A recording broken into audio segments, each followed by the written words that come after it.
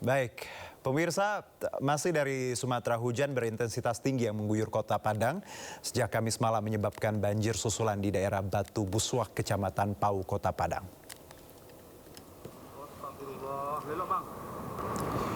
Ya, inilah kondisi jalan penghubung menuju Batu Buswak, Kecamatan Pau, Kota Padang. Sepanjang kurang lebih 50 meter, badan jalan amblas akibat banjir susulan. Putusnya satu-satunya akses jalan tersebut membuat aktivitas warga terhenti total. Kendaraan tidak dapat melintas, warga terpaksa berjalan kaki melalui jalur darurat. Hingga kini sedikitnya 50 kepala keluarga terisolir. Warga dihimbau tetap waspada karena hujan masih berlanjut.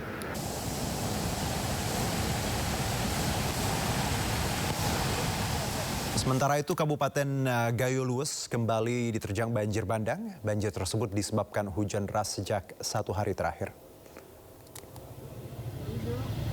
Banjir bandang susulan yang terjadi di Kabupaten Gayo Luwes, Aceh menyebabkan jalan tergenang. Kendaraan yang melintas harus hati-hati karena arus yang deras. Banjir juga merusak perkebunan dan persawahan sehingga warga belum dapat menggarap lahannya yang masih tertimbun lumpur dan kayu.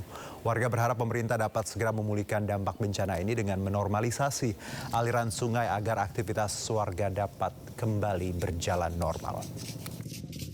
Gagalan, tapi kalau volume debit airnya terlampau banyak, memang tidak mencukupi lagi untuk jalannya ke sampai meluap. Kiranya ya sesegera mungkin kiranya dapat dibuatkan bendungan, normalisasi sungai ini sehingga kami masyarakat ini bisa untuk melaksanakan kegiatan sebagaimana biasa, yaitu bersawah. Karena selama ini sawah kami yang terdampak ini memang sudah ya lumayan. Banjir susulan di Gayo Luwes, Aceh menyebabkan jembatan penghubung antar desa ambruk. Selain itu, mobil dinas camat yang berada di atas jembatan ikut hanyut terseret arus.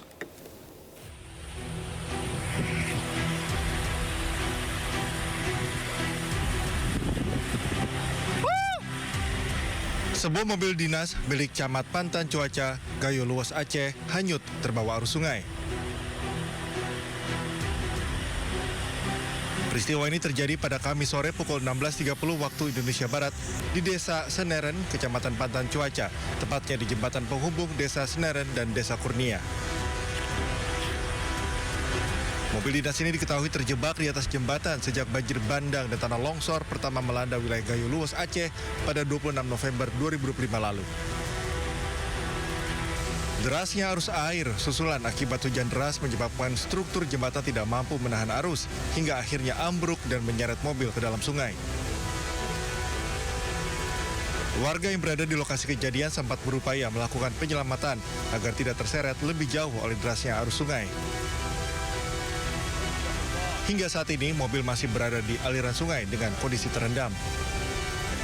Dari Kabupaten Gayo Luwes, Aceh, Dosaido Ariga, iNews melaporkan. Presiden Prabowo Subianto melanjutkan kunjungannya ke lokasi bencana di Aceh Tamiang. Presiden meninjau pembangunan hunian sementara yang dibangun Danantara untuk warga terdampak banjir dan longsor.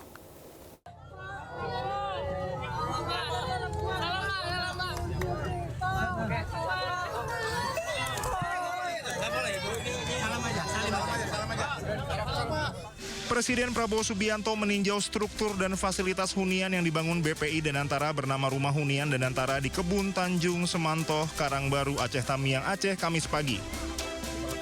Presiden melihat langsung kondisi bangunan serta kelengkapan fasilitas yang disiapkan bagi warga terdampak. Hunian ini dilengkapi berbagai fasilitas pendukung antara lain toilet, kamar mandi, dapur umum, musola, serta taman bermain. Hunian ini juga dilengkapi fasilitas tempat tidur, kipas angin, serta akses wifi gratis untuk menunjang kebutuhan dasar para penghuni. Sebanyak 198 unit telah selesai dibangun pada 1 Januari 2026, disusul total 600 unit yang akan siap huni pada 8 Januari 2026. Danantara menargetkan pembangunan hunian secara keseluruhan mencapai 15.000 unit dalam 3 bulan. Itu ya, saya terima kasih sekali lagi. Saya nanti minta koordinasi yang ketat karena tadi dilaporkan ke saya bahwa kebutuhan rumah seluruh 3 provinsi adalah sekitar 90.000. Nah, ya kan? Tiga provinsi yang rusak berat.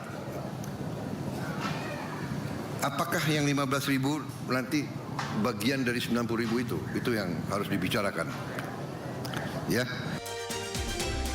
Usai meninjau pembangunan hunian sementara, Presiden menggelar rapat terbatas dengan 10 Menteri Kabinet Merah Putih, Gubernur dan Wakil Gubernur Aceh, serta Bupati Aceh Tamiang.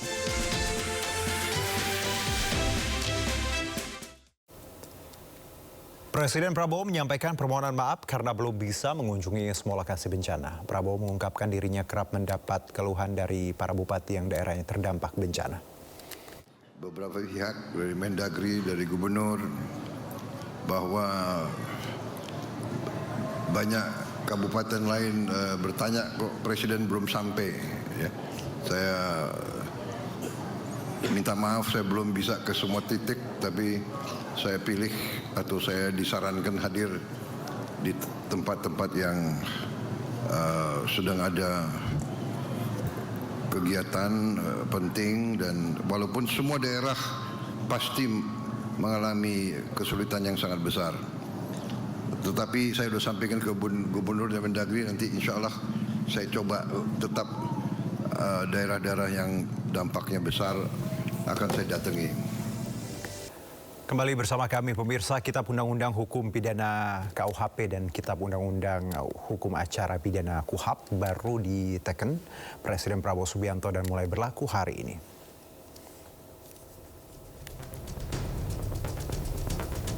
KUHP dan KUHAP baru resmi berlaku setelah diteken Presiden Prabowo Subianto. KUHP Indonesia disahkan berlaku efektif 2 Januari 2026.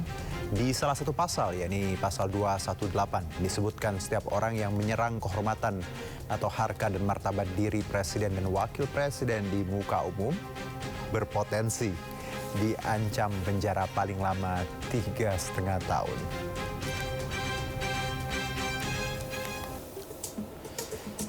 Ya, lalu pasal 240 mengatur mengenai penghinaan pemerintah atau lembaga negara dengan ancaman pidana penjara paling lama 1,5 tahun.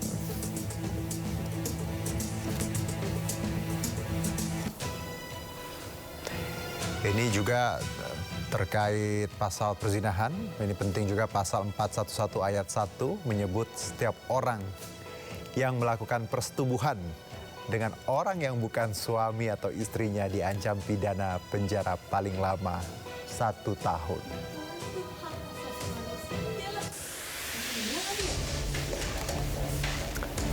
Kita pindah ke pasal berikutnya, 256, menyebut setiap orang yang ingin menggelar pawai atau unjuk rasa di tempat umum tanpa pemberitahuan terlebih dahulu kepada yang berwenang dipidana dengan pidana penjara paling lama 6 bulan.